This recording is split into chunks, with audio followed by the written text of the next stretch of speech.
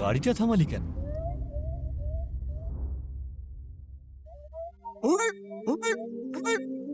Beauty কোথায় beauty? ওই যে হ্যাঁ,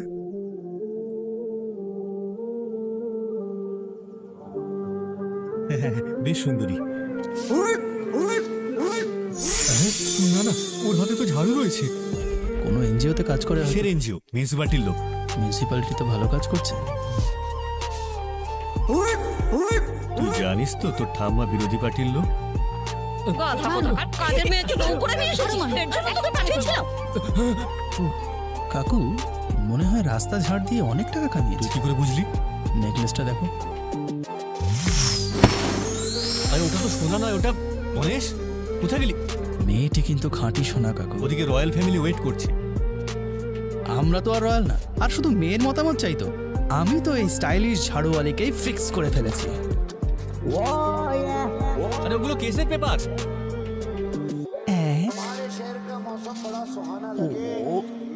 দুই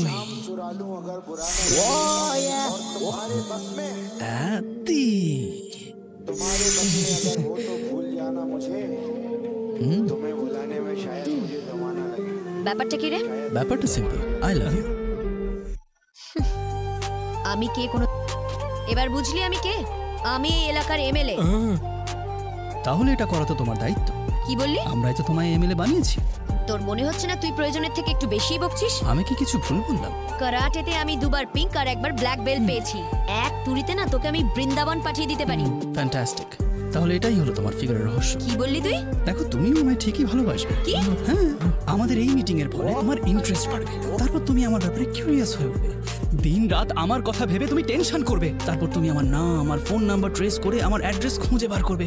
তারপর চেজিং হবে, ফাইটিং হবে। সেই ফাইটিং আমার একটু চোট লাগবে, তুমি দৌড়ে আমার বাড়িতে আসবে, দড়াম করে দরজা খুলবে, আমার বুকে জড়িয়ে ধরে বলবে যে Ganesh I am so sorry, I love you very much, আমি তোমার ছাড়া বাঁচবো না, আমায় বিয়ে করে নাও। সাহস তো কম নয়। ফিল্মের হিরোদের মতো ডায়লগ মারিস না, নাহলে তোকে আমি মেরেই ফেলবো। তুমি মারার চেষ্টা করো, আমি পটানোর চেষ্টা করছি।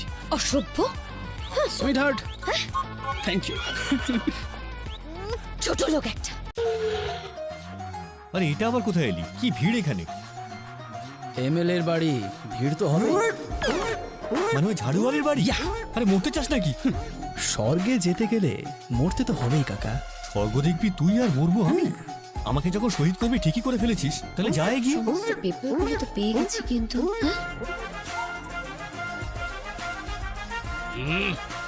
ছোট লোকটা এখানে কেন? এমএলএর সঙ্গে দেখা করবে। ম্যাডাম প্রেস মিটিং করছেন, এখন দেখা হবে না। এই ম্যাডাম আমার গার্লফ্রেন্ড, উনি ডেকেছেন। গার্লফ্রেন্ড? আগে তো কখনো দেখিনি। তো পালোয়ান, কখনো নিজের কিডনি দেখেছিস? না। তাহলে নিজের লিভার দেখেছিস? নো। মন তো নিশ্চয়ই দেখেছিস। নেভার। যখন তুই নিজের মনটাই দেখিসনি, তাহলে ম্যাডামের মনে লেখা আমার নাম কি করে দেখবি? আমার মনে এমনিতে আমাদের প্রেম অনেক দিনের পুরনো।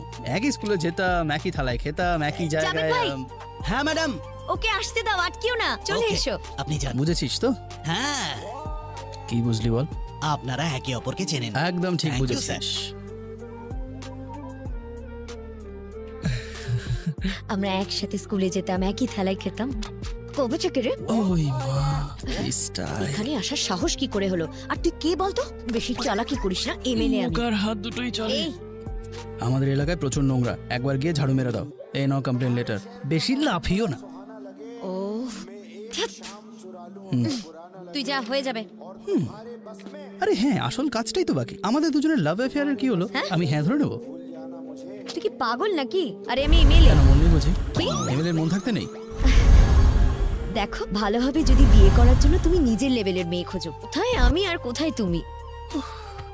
Simple logic. কোনো অর্ডিনারি মেয়ের জন্য 50টা ছেলে নিজেদের মধ্যে কম্পিটিশন করে। তোমার ক্ষেত্রে কম্পিটিশনের প্রশ্নই নেই। হোয়াট?